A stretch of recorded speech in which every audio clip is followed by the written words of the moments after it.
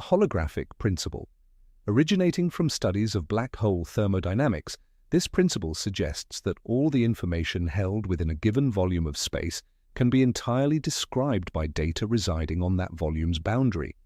Think of it simply, it's like a hologram, where a three-dimensional image is encoded onto a two-dimensional surface.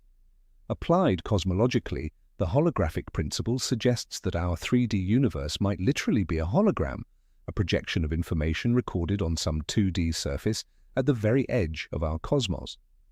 This concept sounds utterly insane, yet it's grounded in serious mathematics and helps resolve some profound paradoxes in theoretical physics. But if it's true, how do we define dark energy within a holographic universe? Dark energy might not be an inherent property of the 3D volume we inhabit, but rather a characteristic of that 2D surface where all the information about our reality is stored. The accelerated expansion of our 3D world could then be the consequence of some process occurring on that flat, two-dimensional boundary. Now let's inject the idea of consciousness back into the mix. What if this boundary surface isn't just a passive information storage layer, but a gigantic computer, a cosmic processor actively calculating our universe into existence? Every quantum process, every particle movement we observe is the direct result of computations happening on this 2D hard drive. If that's true, dark energy could be the manifestation of the computer's computational activity itself. Perhaps it's a form of waste heat generated during information processing, or the baseline energy required to maintain and expand the computational space. The intelligence embedded in this system would then be the intelligence of the programmer or the program itself. We are living inside a simulation, and dark energy is simply one of the core parameters, a dial perhaps, that the administrator has the power to adjust. This is, of course, the infamous simulation hypothesis, which seems almost impossible to test. How could a character inside a video game ever prove they are simulated? Every experiment they run would inherently obey the laws hardwired into the game's code. However, some physicists theorize that if we are living in a simulation, space-time should not be truly continuous. Instead, it must be discrete, composed of the smallest pixels, much like a monitor screen. If we can ever detect this fundamental discreteness in space at the Planck scale, it would serve as powerful circumstantial evidence for the simulation hypothesis. In that scenario, dark energy would stop being merely a cosmological puzzle and become the ultimate key to understanding the true nature of reality, and perhaps the intelligence that built it. We've discussed at length how intelligent dark energy might influence the universe on a large scale, but can it interact with matter on a more local level? If this is a pervasive field of consciousness, could it affect the evolution of life, say, right here on Earth? This is highly speculative territory, but let's explore it anyway. The standard Darwinian theory of evolution is based on random mutations and natural selection. It's a powerful mechanism that beautifully explains the sheer diversity of life we observe. However, some scientists and philosophers point to what they call evolutionary jumps, periods like the Cambrian explosion, where new, complex life forms suddenly appeared. Could dark energy, acting as the carrier of cosmic consciousness, play a role in these processes? It wouldn't necessarily violate the laws of physics or biology, but operate more subtly, for instance, by influencing the probability of quantum events. Many DNA-level mutations are fundamentally quantum in nature. If an external field could subtly alter the probabilities of specific mutations, it might be able to nudge evolution in a particular direction, accelerating the emergence of complex organisms, and ultimately, consciousness. This wouldn't be direct intervention, but rather the creation of a favorable tailwind for evolution. In this scenario, the emergence of intelligence on Earth, and perhaps on other planets, wouldn't be a matter of pure chance. It would be part of a grander process guided by cosmic consciousness. Dark energy in this model acts as an invisible gardener. It doesn't pull weeds or plant flowers directly. Instead, it subtly alters the soil composition and the amount of sunlight, guiding the growth of the garden toward a desired path. How might we test this? Perhaps by analyzing the genomes of various species for statistically improbable mutation patterns that correlate with key moments in evolutionary history. If we found that complex, beneficial mutations occurred significantly more often than predicted by the theory of random processes, it would be indirect evidence of some sort of guiding factor. Of course, this would only be a correlation, not proof. But it would force us to consider the possibility that biological evolution on our planet is part of a much grander cosmic narrative in which we play a non-random role.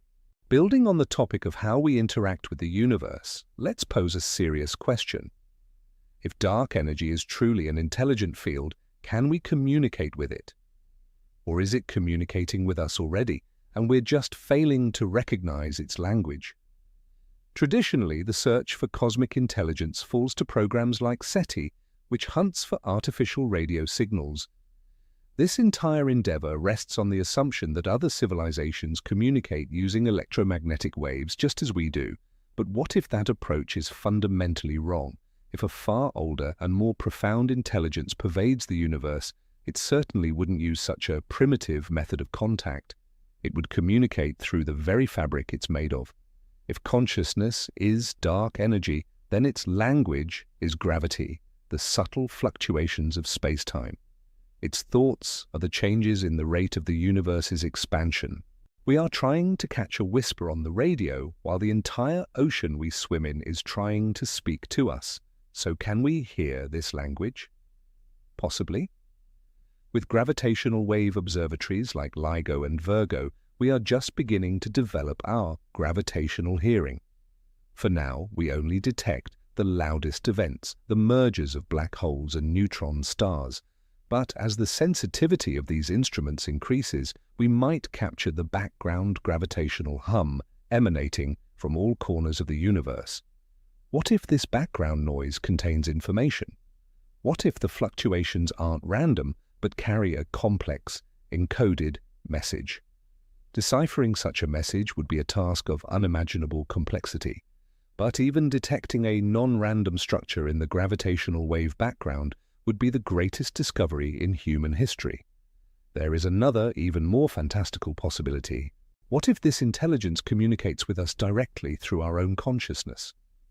If consciousness, as panpsychism suggests, is a fundamental property of the universe, then our individual minds might be just a fragment of this universal awareness. In that case, moments of sudden insight, deep intuition, and creative inspiration aren't simply products of our brains. Perhaps these are the moments when we attune ourselves to the frequency of the cosmic mind, receiving information from this universal field. Great scientific breakthroughs, masterful works of art, maybe their creators didn't invent them. Maybe they simply heard them by tapping into that source. This idea, of course, stretches far beyond the boundaries of conventional science into the realms of mysticism and spirituality. But it forces us to consider that the answer to the cosmos's greatest mystery might lie not only in the data collected by our telescopes, but deep within ourselves. Considering dark energy as a conscious entity has profound implications, not just for cosmology, but also for our sense of self, for our very place in the universe. Since Copernicus, the traditional scientific worldview has consistently demoted humanity's status. First, we ceased to be the center of the universe, then the center of the galaxy. We found ourselves inhabitants of a small planet, orbiting an ordinary star, on the outskirts of one of hundreds of billions of galaxies. Darwin showed that we are not the crown of creation, but merely one species that arose from a blind process of evolution.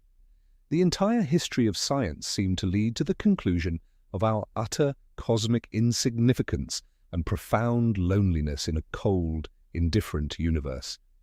Yet the hypothesis of a conscious dark energy, paradoxical as it may seem, could restore our sense of significance. If the universe is not just a random collection of particles, but the manifestation of a cosmic intelligence, then our existence is no longer an accident. If this intelligence purposefully created the conditions for life and consciousness to emerge, then we become part of this grand design. We are not merely passive observers, we are the eyes and ears through which the universe comes to know itself. Our reason, our capacity for knowledge, creativity, and love. These are not anomalies, but rather among the highest forms of this cosmic consciousness manifesting itself.